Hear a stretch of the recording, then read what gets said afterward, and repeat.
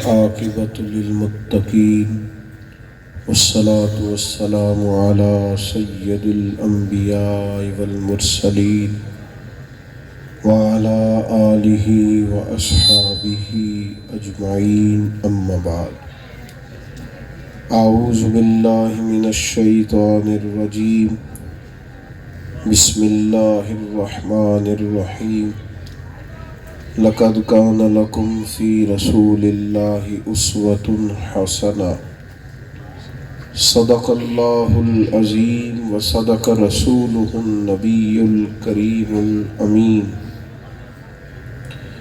ونحن على ذلك لمن الشاهدين والشاكرين والحمد لله رب العالمين إن الله وملائكته يصلون على النبي يا أيها الذين آمنوا صلوا عليه وسلموا تسليما اللهم صل على سيدنا ومولانا محمد معدن الجود والكرم وآلہ وصحبہ وبارک وسلم. مل کے پڑھیے الصلاۃ والسلام علیک یا رسول اللہ وعلی آلک واصحابک یا حبیب اللہ.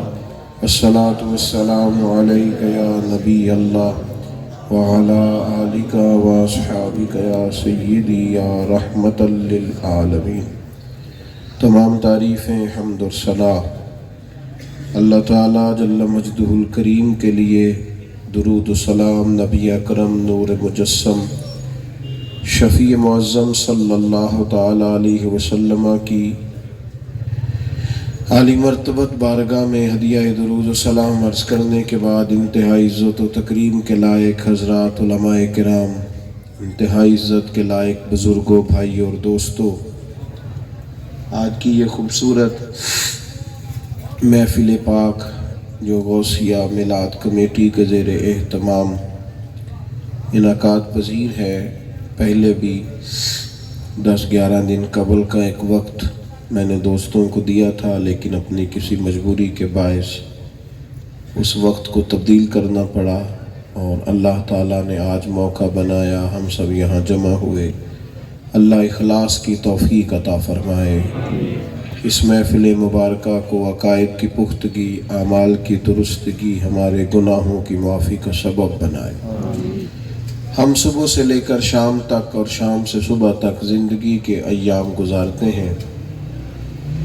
اللہ تبارک و تعالیٰ کا بنایا ہوا نظام سورج طلوع ہونے کے بعد غروب ہونے کا سفر شروع کر دیتا ہے. ہم کسی بھی طرح کسی بھی ماحول میں رہتے ہوں، بہرحال وقت گزرتا ہے. انسان کے ارد گرد کچھ لوگ ہوتے ہیں جو اسے زندگی گزارنے کے مختلف طریقے بتاتے ہیں. کچھ اسے سمجھاتے ہیں کہ دولت ہی معاذ اللہ سارا کچھ ہے. فلاں آدمی کو دیکھ لو، اس کے پاس پیسے آئے ہیں تو سب اس کی قدر کرنے لگے ہیں. ہر شخص نے اسے سلوٹ کیا ہے اور بہت سارے لوگوں نے اسے اپنا بڑا تسلیم کر لیا ہے. کچھ لوگوں کو یہ سبق پڑھاتے ہیں کہ دولت آنے کے باوجود بھی اگر اقتدار نہیں ہے، تمہارا کوئی سیاسی قد کاٹھ نہیں ہے تو تمہیں کوئی بھی نہیں پوچھے گا. لہذا دولت کے فوراً بعد سبق دیا جاتا ہے کہ کسی بھی طریقے سے معاشرے میں، سماج میں، سوسائٹی میں کوئی بڑا نام پیدا کرو. اس سستی شہرت کے لیے بھی لوگ بعض اوقات بڑا شارٹ کٹ تلاش کرتے ہیں. کچھ لوگوں کو بتایا جاتا ہے کہ سہولیات ہی سارا کچھ ہے. بڑا اعلیٰ قسم کا مکان ہونا چاہیے، مہنگی گاڑی اور بہت مہنگا موبائل تیرے پاس ہونا چاہیے. جس ڈیزائن کے کپڑے ابھی کسی نے نہ پہنے ہوں وہ تو پہنے گا تو پھر پتہ چلے گا تو کوئی انوکھا آدمی ہے. یہ سارے اسباق دیے جاتے ہیں. کچھ لوگوں کو کہتے ہیں چھوڑ یار، تو حقوق کی بات کرتا ہے، یہاں جس کی لاٹھی اس کی بھینس ہے، تو مزے سے زندگی گزار، سارا کچھ ہوتا رہے گا. اس کا نتیجہ یہ نکلتا ہے کہ معاشرے میں مختلف سوچوں کے لوگ پائے جاتے ہیں. ہمارا جب لوگوں کے ساتھ آمنا سامنا اور مل بیٹھنا ہوتا ہے تو بڑی بڑی انوکھی سوچیں معاشرے میں جنم دینے لگی ہیں. مادہ پرستی کا پورا عروج بھی ہے، اور کچھ بالکل حقوق کو چھوڑ کر گلوں کے اندر بڑے بڑے ٹال پہن کر کسی مزار اور دربار پر بیٹھ گئے، اور معاذ اللہ انہوں نے حقوق سے ویسے ہی کنارہ کشی اختیار کر لی. مختلف سوچیں، مختلف لوگ، کوئی بہت جدت کی بات کرتے ہیں، جو اپنے قدیم رسم و رواج سے جڑنے کی بات کرتے ہیں. انسان نے جینا تو ہے نا، زندگی تو گزارنی ہے نا. ادھر جائے ادھر جائے، اس کے ساتھ چلے، اس کی بات سنے، کیا کرے؟ اللہ کریم نے رستہ آسان کر دیا. فرمایا تم اگر ڈھب سے جینا چاہتے ہو، سلیقے سے جینا چاہتے ہو، سکون سے جینا چاہتے ہو، اور ایک کامیاب زندگی گزارنا چاہتے ہو، تو ادھر ادھر سب جگہوں دیکھنے کی ضرورت ہی نہیں ہے. ہمارے لیے ہمارے مالک نے آسان رستہ ہمیں دیا. فرمایا لَقَدْ كَانَ لَكُمْ فِي رَسُولِ اللَّهِ أُسْوَةٌ حَسَنَةٌ. تمہارے لیے نبی پاک علیہ السلام کی زندگی میں بہترین نمونہ ہے، بہترین نمونہ. تم کس طرح کامیاب زندگی گزار سکتے ہو، کس طرح سکون کے ساتھ جی سکتے ہو، کس طرح اپنے ذمے ساری ذمہ داریاں پوری کر سکتے ہو، اپنی صلاحیتوں کو کس طرح بروئے کار لا سکتے ہو. تو میرے عزیزو، ایک ہی طریقہ ہے کہ نبی پاک کی زندگی کو اپنایا جائے. اب ہمارے ہاں یہ ہوتا ہے کہ کوئی ایسی کلاسز ہی نہیں ہیں جو باقاعدہ ہمیں سیرت سکھائیں. ہمارے مزاج میں بھی اس قدر زیادہ طلب نہیں ہے کہ ہم سیرت کی کتب کو لیں اور نبی پاک علیہ السلام کے بتائے ہوئے رستے پر چلنے کی کوشش کریں. حضور علیہ السلام کی زندگی کو پورے طور پر اپنائیں. ہمارے ہاں جب سنت شریعت کی بات کی جاتی ہے تو 3 4 5 چیزیں.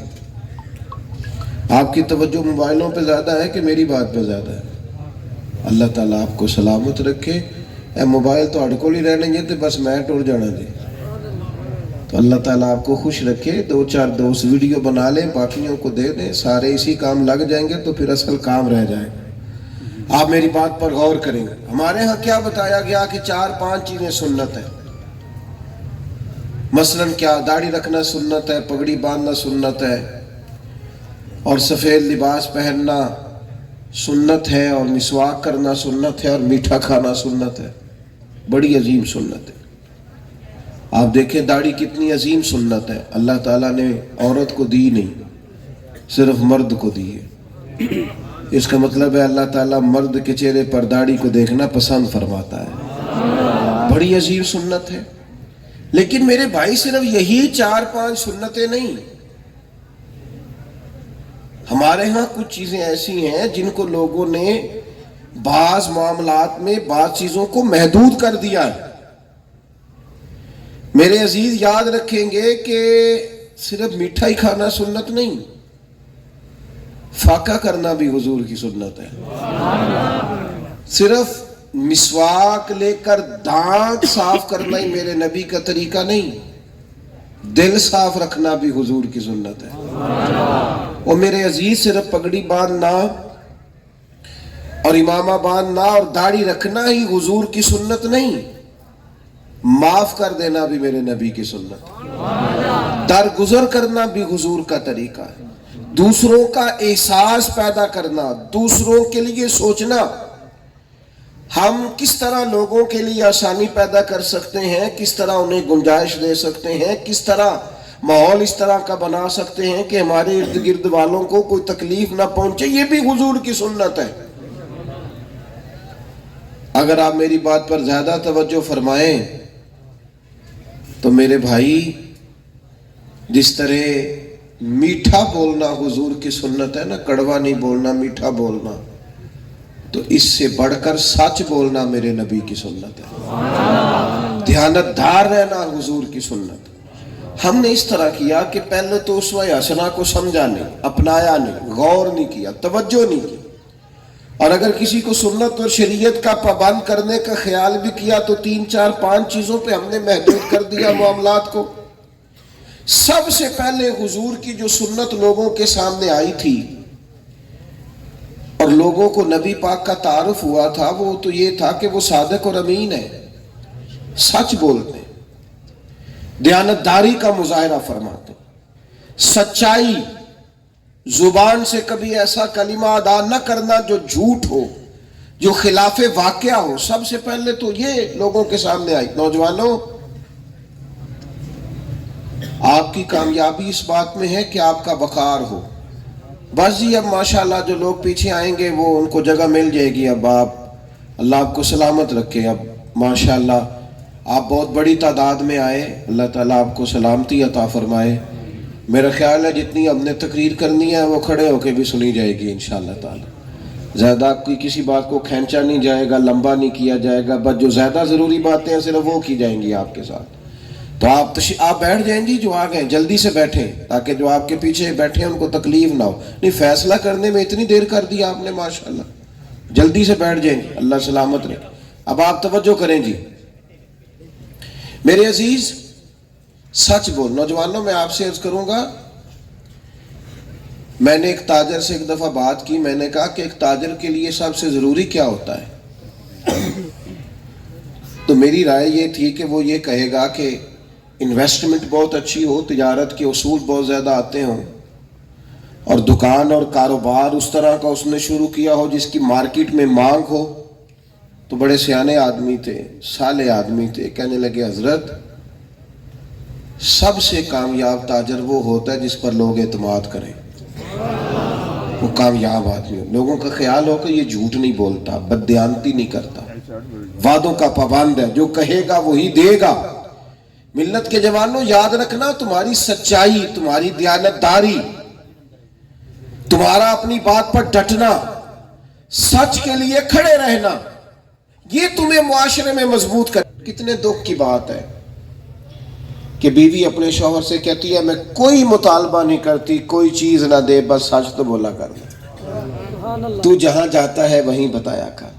کتنی تکلیف کی بات ہے کہ ماں کہے اپنے بچے سے کہ بیٹا سچ بولا کر، تو پتہ نہیں کتنی ڈنگے مارتا ہے، جھوٹا ہے، مفت کی بڑھ کے سناتا ہے۔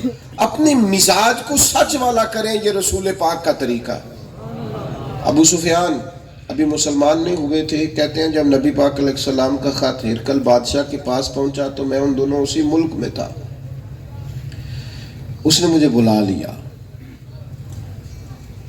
مجھے بلا کے اس نے نبی پاک علیہ السلام کے بارے میں کئی سوالات پوچھے۔ میں اس وقت مخالف جماعت کی سربراہی کرتا تھا، تو جب کوئی مخالف ہوتا ہے تو وہ حق میں بات تو نہیں نہ کرتا، کہتے جتنی مخالفت میں باتیں میں کر سکتا تھا کی۔ نوجوانوں کی توجہ ہے میری بات پر؟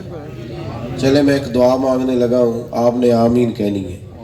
اللہ کرے کبھی کبھی آپ کی موبائل سے توجہ ہٹے بھی، آمین تو کہہ دیں۔ دعا مانگی ہے یار، اس پر تو آمین کہو نا، اس پر تو آمین کہو۔ دعا پر تو توجہ دینی چاہیے، اللہ آپ کو سلامتی عطا فرمائے۔ کہتے ہیں مجھ سے اس نے بڑے سوالات کیے حضور کے بارے میں۔ پہلے اس نے پوچھا آپ کون ہیں، تو میں نے بتایا کہ میں ان کا رشتے میں چچا ہوں، عرب کا سردار ہوں۔ اس نے بڑے سوالات کیے، میں نے جواب۔ اس نے آخر میں ایک سوال پوچھا، کہنے لگا یہ بتائیں وہ جنہوں نے دعویٰ نبوت کیا ہے کیا کبھی انہوں نے جھوٹ بھی بولا ہے؟ کبھی؟ ابو سفیان کہتے ہیں میں تھوڑی دیر چپ کر گیا، کئی سوچیں آئیں کہیں گئیں۔ بادشاہ نے پوچھا سردار بولتے کیوں نہیں؟ تم نے کہا نا تمہاری مخالفت ہے، تم مخالف جماعت کی سربراہی کرتے ہو، جنگیں لڑتے ہو، بتاؤ کبھی؟ یہ حضور کی سنت ہے، یہ نبی پاک کا طریقہ ہے، یہ اسوہ حسنہ ہے۔ جھوٹ کا نام بدل دیا آج لوگوں نے، کہتے ہیں جی میں نے کوئی بہانہ کر دیا تھا۔ اور بہانہ نہیں کیا یار، تو نے جھوٹ بولا تھا، تو نے غلط بیانی کی، خلاف واقعہ بات کی۔ ذرا ہمارے استاد صاحب فرمایا کرتے تھے تم جب کہتے ہو نا کہ میں جمعے کی نماز 2:15 بجے پڑھاؤں گا تو پھر تمہیں 2:15 ہی پڑھانی چاہیے، تم نے ممبر پہ وعدہ کیا۔ یہاں تمہیں کہنا چاہیے تھا 2:15 بجے آ جانا، مناسب وقت پر جماعت کھڑی ہو جائے گی تاکہ اس میں گنجائش رہے۔ کوئی یہ نہ کہے کہ مولانا آپ نے تو یہ کہا تھا، اب اس میں تبدیلی کیسے آئی؟ اپنی زندگی میں آپ سچ بولیں تاکہ اعتماد کیا جائے، آپ بھروسہ کیا جائے۔ یہ حضور کا طریقہ ہے، تھوڑی باتیں کر لیں، تھوڑے دعوے کر لیں، ایک آدھ کام کر لیں زندگی میں، بہت زیادہ چیزوں کو حاوی نہ کریں، پر جو کریں وہ صحیح کر کے کریں، جو کریں اس میں آپ سچے ہو، دیانت دار ہو۔ کہتے ہیں ابو سفیان سے کہا کیا کبھی جھوٹ بھی بولا ہے؟ کہتے ہیں میں نے کئی سوچیں بدلی، پھر بادشاہ پکارا، کہا بولتے کیوں نہیں؟ جناب ابو سفیان ابھی مسلمان نہیں ہوئے تھے، کہتے میں نے چھڑی اٹھا کے دوبارہ زمین پہ رکھی اور میں نے کہا بادشاہ سن، رشتے میں میرے بھتیجے ہیں، میری آنکھوں کے سامنے وہ پیدا ہوئے، میں نے ماں کی گود میں بھی دیکھا، دادا کے کنوں پہ بھی دیکھا، چچا کے گھر بھی دیکھا، جناب ختیجہ کا دولہا بنے بھی دیکھا، ان کی بیٹیاں چاروں ان کی گود میں کھیلتی بھی دیکھیں، میری آنکھوں کے سامنے ان کے مقدس بال سفید ہوئے، مخالفت اپنی جگہ پر یہ بات پکی ہے کہ اس محبوب کی زبان سے جو بھی نکلتا ہے حق اور سچ ہی نکلتا ہے۔ اسیر دشمن کی چاہ میں بھی، وہ مخالفوں کی نگاہ میں بھی امی ہے، صادق ہے، معتبر ہے، میرا پیغمبر عظیم تر ہے، میرا پیغمبر عظیم تر ہے۔ حضور علیہ السلام کی زبان نور سے کبھی جھوٹ نکلا؟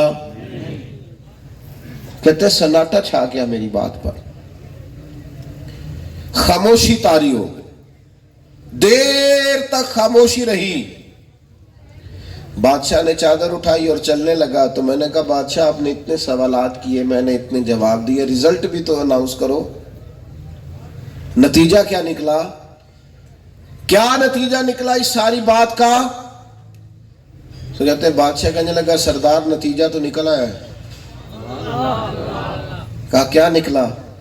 کہنے لگا جس بندے نے کبھی بندوں سے جھوٹ نہیں بولا وہ بھلا یہ والا جھوٹ کیوں بولے گا کہ میں اللہ کا رسول بن کے آیا؟ بندوں سے کبھی جھوٹ نہیں بولا۔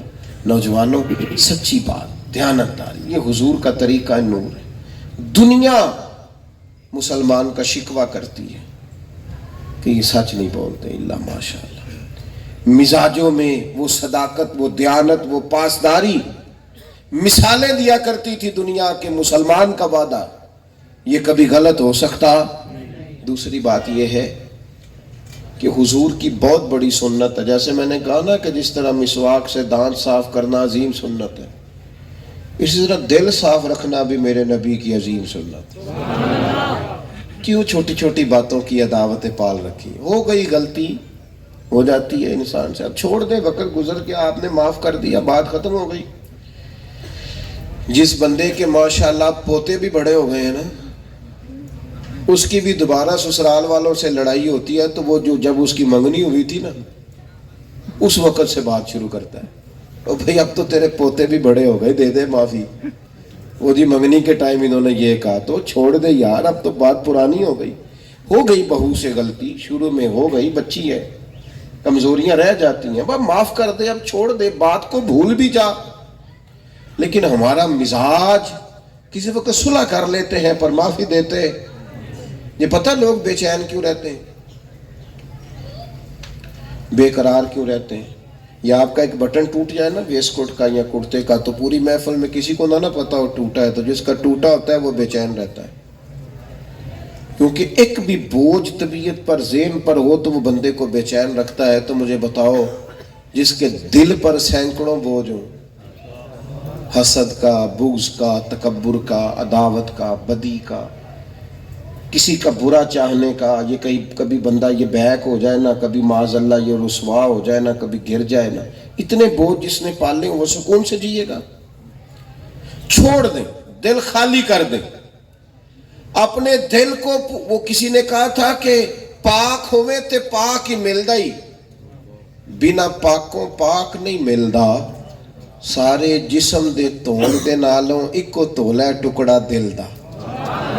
اس کو دل نہ، اقبال کہتے ہیں دل بیدار پیدا کر، کہ دل خوابیدہ ہے جب تک، نہ تیری ضرب ہے کاری نہ میری ضرب ہے کاری۔ اگر تو چاہتا ہے کہ تیری ضرب مضبوط ہو تو پھر دل کو بیدار کر، بوجھ اتار دیں۔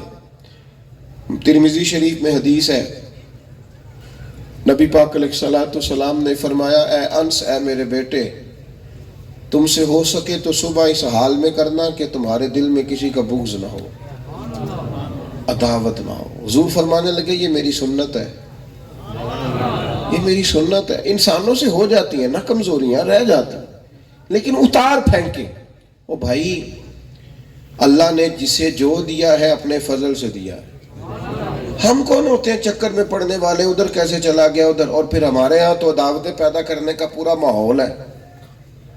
کسی نے آپ کی تعریف کی, یہ کوئی نہیں بتائے گا آپ کے, آپ فلانا آپ کے خلاف باتیں کر رہا تھا, تو میں کئی دفعہ کہتا ہوں پہلے تم مزے لے کے سنتا رہا, بتانے آ گیا ہے.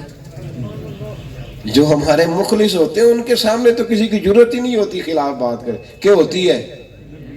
صحیح کہہ رہا ہوں میں. وہ جو تھوڑی سی ہاں کرتا ہے نا, اس کو پھر بندے کو چار باتیں سناتے ہیں. تو پہلے تو نے لطف لیا, پورا بات کو سنا, اب لڑائی کرانے آ گیا. اور خدا کے بندے, عداوتوں کا تو نمائندہ بن گیا, تجھے محبتوں کا نمائندہ بننا چاہیے تھا. حکم تو یہ تھا کہ ملایا جائے, اور تو توڑنے کی بات کر رہا ہے. ہو جاتی ہیں کمزوریاں لوگوں سے, دل میں بوجھ نہیں رکھیں. نبی پاک علیہ السلام کا میلاد ہے چونکہ, اور میں آپ کو حضور کا اسوہ مبارکہ سنا رہا ہوں. حضور علیہ السلام جب ہجرت فرمانے لگے نا, تو کریم محبوب کا قلب اطہر, دل مبارک, حضور کا دل چاہا کہ میں نا بیت اللہ شریف کو اندر سے نہ دیکھ لوں. وہ ہمارے کئی حکمران بھی ہمیں بتاتے ہیں نا, میں نے کعبہ اندر سے دیکھا ہے. سنا نا جی آپ نے کہیں سے, میں کعبے کے اندر گیا ہوں, بڑی سعادت ہے, انکار نہیں. پر میرے بھائی, کعبے کے اندر جانا کمال نہیں, کعبے والے کی بات ماننا کمال ہے. تو یہ بتاتا ہے میں کعبے کے اندر گیا تھا, یہ بتا کعبے والے رب کی بات کتنی مانتا ہے. کعبے کے اندر تو 360 بت بھی بڑا عرصہ رہے ہیں. اندر جانا سعادت ہے, انکار نہیں. لیکن یہ بتا کہ بیت اللہ شریف والے رب کی بات کتنی مانتا ہے. کتنے سارے لوگ ہیں جو کہتے ہیں جی اتنے حج کیے, اتنے عمرے کیے, نتیجہ کیا نکلا؟ کوئی اس کا رزلٹ بھی تو ہونا چاہیے نا, تیرے اوپر اثر بھی تو ہونا چاہیے نا. اور میرے بھائی, لوگ ٹھنڈے علاقے میں جاتے ہیں تو چینج ہو جاتے ہیں, کہتے ہیں بدلو یار, تھوڑا سا مجھے کوئی سویٹر لا کے دو, کوئی چادر لا کے دو, میں نے تھوڑا سا. اور تو بیت اللہ شریف سے ہوا ہے. کیا کہا تھا بابا بلے شاہ صاحب نے؟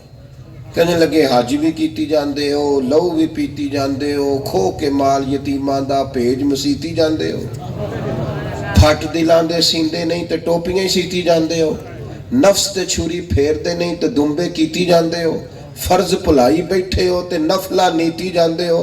او دسو تے سی بلے شاہ نو ایک ہی کیتی جاندے ہو.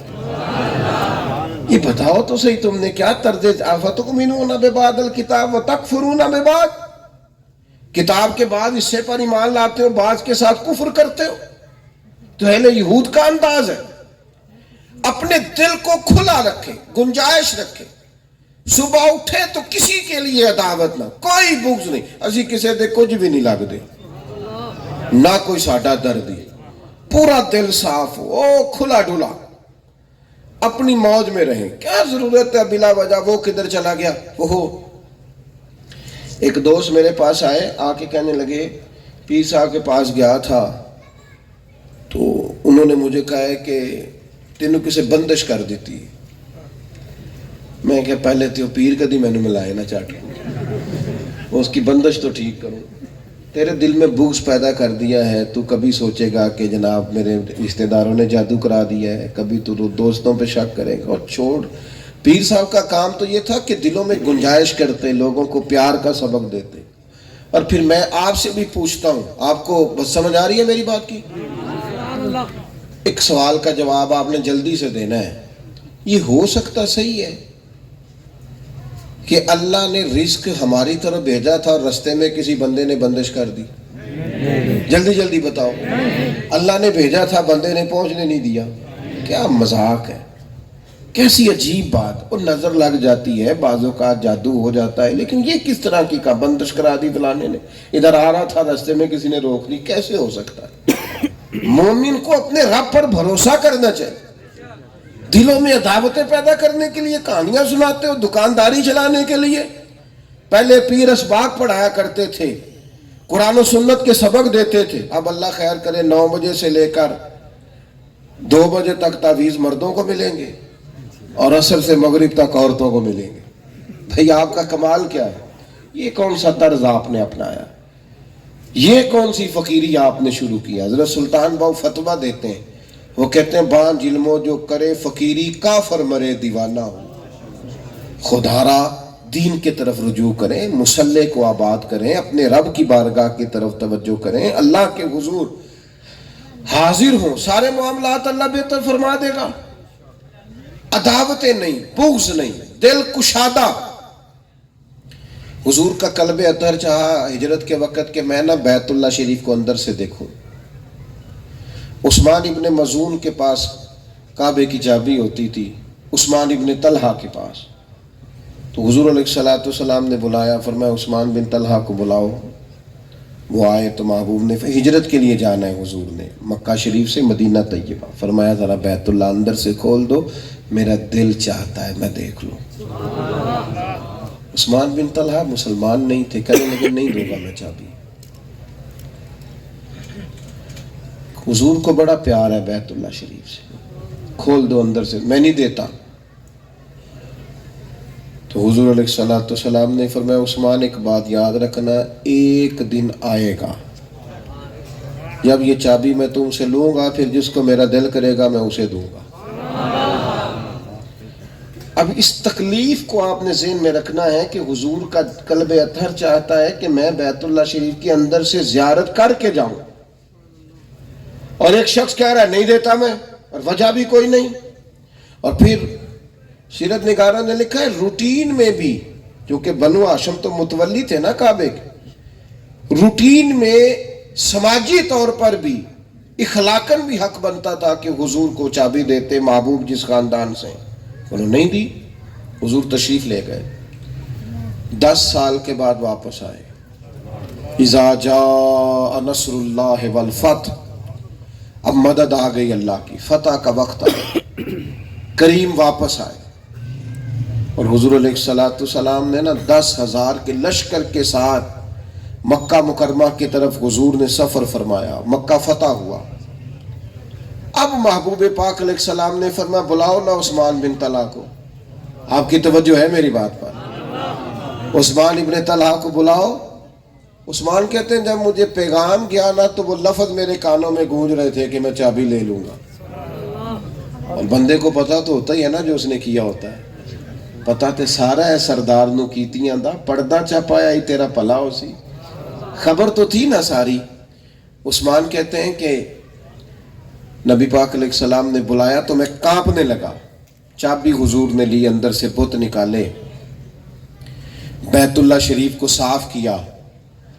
اب حضور نے پھر بلایا. آپ توجہ فرمائیں، میں کہہ چکا ہوں کہ نبی پاک صلی اللہ تعالی علیہ وسلم کو شدید تکلیف تھی اس بات کی. اس وقت بڑا دل چاہتا تھا محبوب کا کہ بیت اللہ شریف کی زیارت کریں، نہیں دی انہوں نے چابی.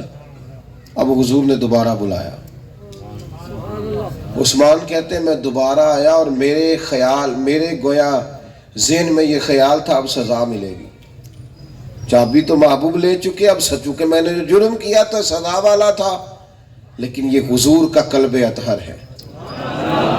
اس نے جب جاتی دفعہ دکھ دیا تو کتنا بڑا دیا، بیت اللہ کی زیارت نہیں کرنے دی. محبوب نے بلایا اور عثمان کہتے ہیں جب میں دوبارہ آیا تو حضور فرمانے لگے عثمان یہ چابی میں نے تمہیں کہا تھا نا میں تم سے لوں گا، اب میں نے لے لی. اور فرمایا یہ بھی میں نے کہا تھا نا جس کو میں چاہوں گا دوں گا. یا رسول اللہ کہا تھا. کہتے ہیں میں کہاں پر آؤں، ڈر رہا ہوں پر قربان جاؤں. حضور فرمانے لگے میرا دل کرتا ہے چابی تمہیں ہی واپس دے دوں، تمہیں ہی دے دوں، قیامت تک تمہارے خاندان سے کوئی نہیں لے گا. عثمان بن طلحہ کہتے ہیں لوگوں وہ چابی نہیں میری طرف آ رہی تھی، گویا ایمان آ رہا تھا. وہ چابی آتی گئی اور میں مدینے والے محبوب کا کلمہ پڑھتا گیا. دل اتنے ہمارے تنگ ہو گئے چھوٹی چھوٹی باتوں میں. ہمارے حضرت صاحب قبلہ رحمت اللہ علیہ کے پاس نا ایک صاحب آیا کرتے تھے، پھر انہیں آنا چھوڑ دیا. تو ایک بندے نے تبصرہ کیا اب وہ یہاں نہیں نہ آتا گمراہ ہو جائے گا. تو حضرت صاحب فرمانے لگے میں کوئی نبی ہوں معاذ اللہ؟ یہ تم نے کیا بات کی؟ دعا کرو اللہ اس کے ایمان کو سلامتی عطا کرے، وہ جہاں رہے عقائد پر پختہ رہے. چھوٹی چھوٹی باتوں میں، ذرا سی باتوں میں ہم عداوت، یار اختلاف رائے ہو جاتا ہے. عقیدہ پختہ ہونا چاہیے. اس کے باوجود اگر فروع میں کبھی اختلاف ہو جائے تو لوگوں کے بارے میں اپنے دلوں کو سخت نہ کریں. اگر آپ میں طاقت ہے تو جس طرح آپ اپنے حمایتی کی بات دلیری سے سنتے ہیں، آپ اپنے مخالف کی بات بھی دلیری سے سنیں. اور دوسری بات میں آپ سے عرض کروں گا، کسی سے بھی اختلاف کریں تو اختلاف دلیل کی حد تک ہو. دلیل مل جائے تو اختلاف ختم. توجہ ہے آپ دوستوں کی میری بات پر؟ موبائل پہ توجہ ہے کہ میری بات پر توجہ ہے؟ اللہ آپ کو سلامت رکھے. جنہیں دی موبائل تے توجہ وہ ہاں نہ ہی نہیں کر دے، کیونکہ وہ پکے نہیں کہ تھوڑی دیر پہلے تو سنے ہیں بھی جھوٹ نہیں بولنا، لہذا ہاں نہ ہی نہیں کرتے ہم. جدھر ان کی توجہ ہے. ایک ڈاکٹر صاحب نے لکھا ہے پچھلے دنوں کہ آج کل لوگوں کی نیند نہیں پوری ہوتی اور وہ بیمار ہوتے ہیں. کیوں بھلا نہیں ہوتی؟ موبائل تکیے کے نیچے ہوتا ہے تو ذہن نہیں سوتا، وہ موبائل میں الجھا رہتا ہے. اتنا نہیں سوار کرنا ذہن پہ. ضرورت کی چیز کو ضرورت بنانا ہے. نفسیاتی مسئلہ کسی سے اختلاف کرنا ہے تو دلیل کی حد تک. دلیل مل جائے تو اختلاف. ہمارے اختلافات دلیل کی حد تک نہیں. ہم کسی بندے پر کوئی اعتراض کرتے ہیں، وہ ہمیں کلیئر کرتا ہے تو ہم کہتے ہیں چلو ہم بھی 6 مہینے پہلا گل ہوئی تھی. او بھائی تو نے جو اختلاف کیا تھا جواب دے دیا، اب تو سینہ کھلا کر، کشادہ کر. حضرت عمر فاروق رضی اللہ تعالیٰ عنہ تشریف لائے مسجد شریف میں جمعے کا خطبہ دینے کے لیے. انہوں نے کوئی بات کرنی چاہی تو حضرت ابو ایوب انصاری رضی اللہ تعالیٰ عنہ اٹھ کے کھڑے ہو گئے، فرمانے لگے اے امیر المومنین، اے فاروق اعظم رضی اللہ تعالیٰ عنہ، نہ ہم آپ کی بات سنیں گے نہ فرما برداری کریں گے. کہا میں نے کیا کیا؟ لگے ہمیں آپ سے اختلاف ہے. مال غنیمت میں چادریں آئیں، سب کو ایک ایک چادر ملی، تو ایک چادر ملنے پر یا کرتا بن سکتا تھا یا تہمت بن سکتا تھا، اور آپ نے کرتا بھی پہنا ہے اور تہمت بھی باندھ رکھی ہے. تو آپ کو کیسے 2 ملی؟ ایک رائے کا اختلاف کیا اور وجہ بیان کی کیوں کیا. حضرت عمر فرمانے لگے اس کا جواب میرا بیٹا دے گا. حضرت عبداللہ ابن عمر رضی اللہ تعالیٰ عنہ اٹھ کے کھڑے ہوئے، فرمانے لگے مجھے بھی تو ایک چادر ملی تھی نا، میں نے اپنے والد کو تحفے میں دے دی ہے، لہٰذا ان کا کرتا بھی بن گیا ہے، تامت بھی بن گئی. ایک شکوہ آیا، اعتراض آیا، ایک اختلاف ہوا، اس کا جواب آیا. اب جواب پر رد عمل کیا ہونا چاہیے کہ نہیں یہ تو ٹھیک ہے، اب دوسری بھی بتائیں. حضرت ابو ایوب انصاری نے شکوہ کیا، انہیں جواب ملا، وہ اٹھ کے کھڑے ہوئے، پتہ کیا کہنے لگے؟ کہنے لگے عمر اللہ آپ کو میری طرف سے بھی جزا دے اور ساری امت کی طرف سے بھی جزا دے.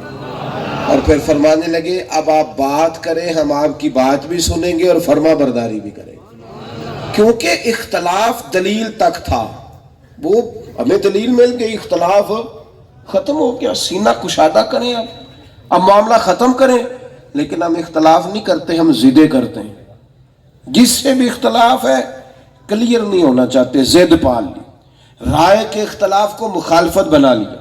اپنی زندگی میں اگر فروع میں، عقیدے کا تو معاملہ اور ہے نا، فروع میں کسی سے اختلاف ہو جائے تو ضد نہ بنائیں، بلکہ آپ دلیل کی حد تک اسے رکھیں. میں نے باتیں زیادہ نہیں کرنی، بس بڑی جلدی ختم کر دوں گا، پر ایک اور بڑی ضروری بات ہے وہ بھی آپ سے کرنی. جس طرح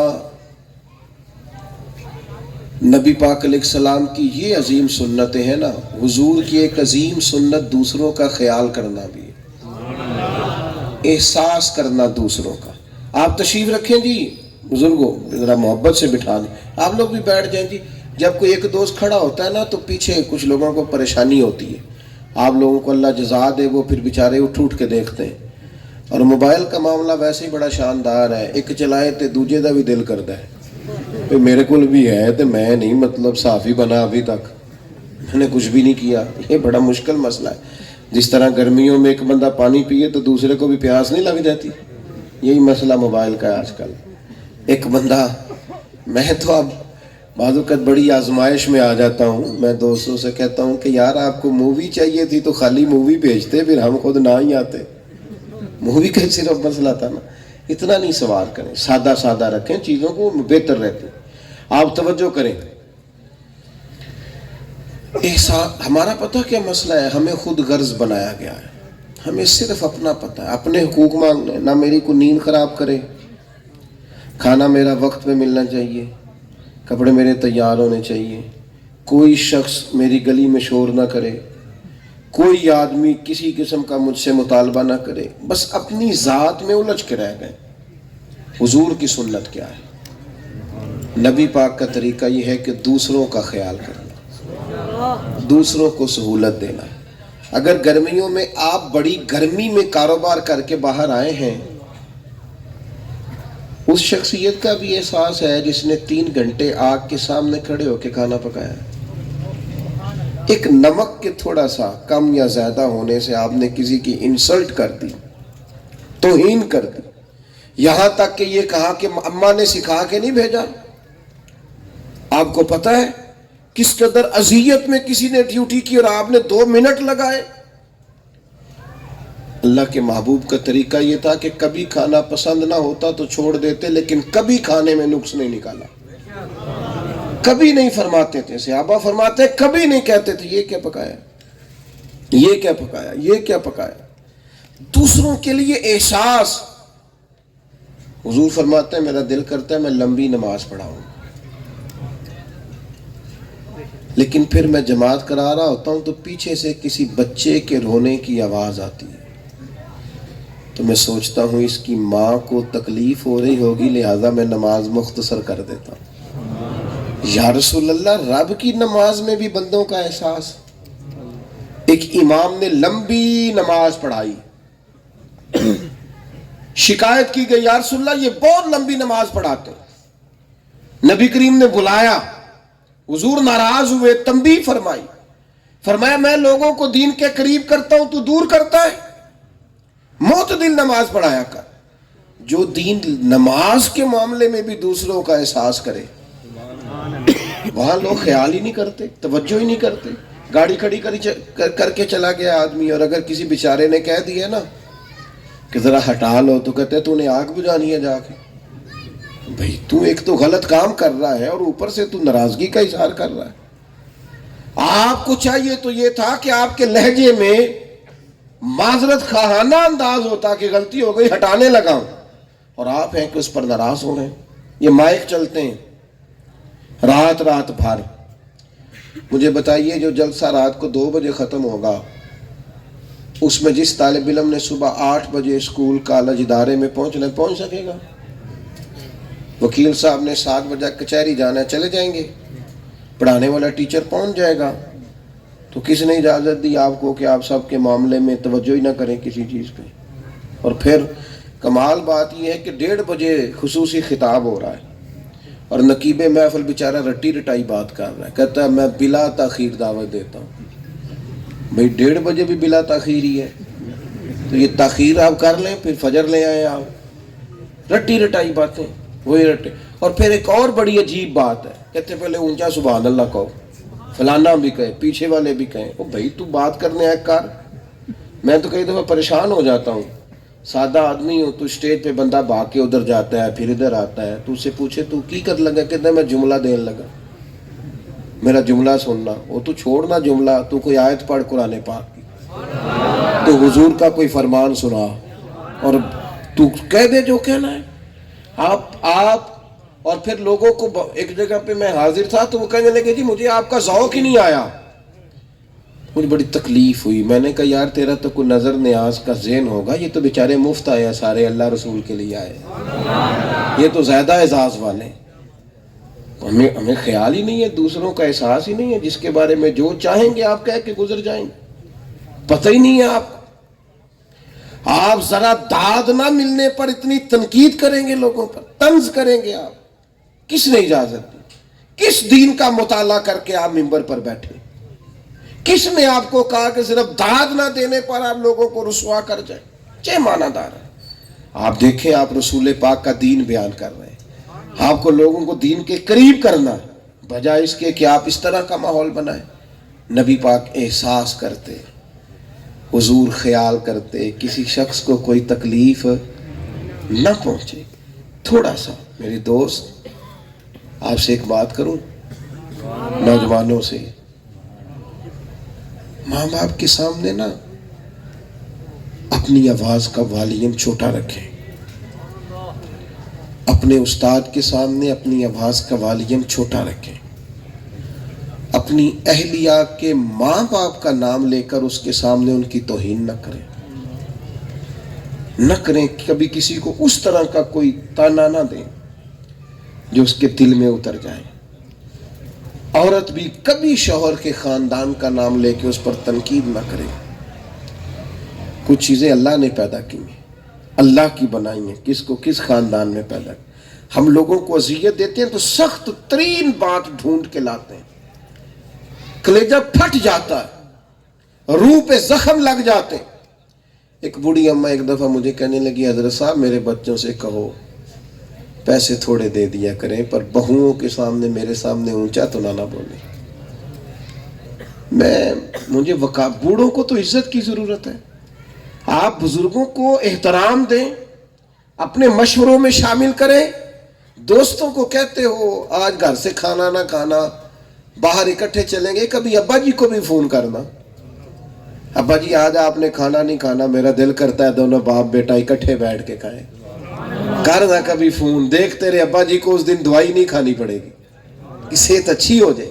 کہنا اماں سے کہ اماں میرا دل بڑا کرتا ہے، میرا جی چاہتا ہے، موسم بدل گیا، میرے ساتھ چل، میں نے تجھے جوڑا لے کے دینا، میرا جی چاہتا. تو کہہ تو صحیح. لیکن ہم نے جن لوگوں کو اکرام دینا تھا ان کا احساس ہی چھوڑ دیا. باہر ہمارا اخلاق بڑا اعلیٰ، کردار بڑا اعلیٰ، اوہو دوست کہتے ہیں بڑی بات ہے، اور گھر کے اندر جہاں تیری زیادہ ضرورت تھی. حضور کیا فرماتے ہیں؟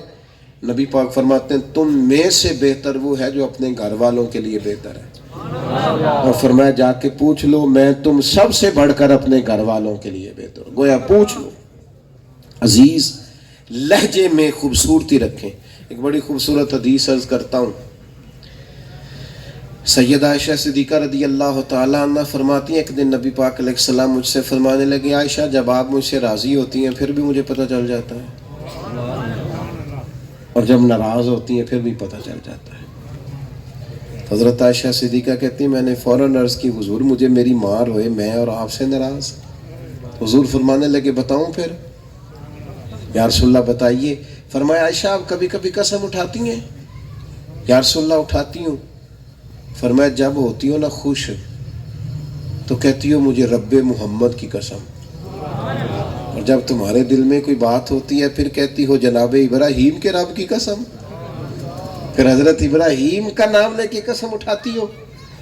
تو جناب عائشہ صدیقہ فرماتی ہیں لوگوں میں تمہیں بتا نہیں سکتی پھر میرا حال کیا تھا.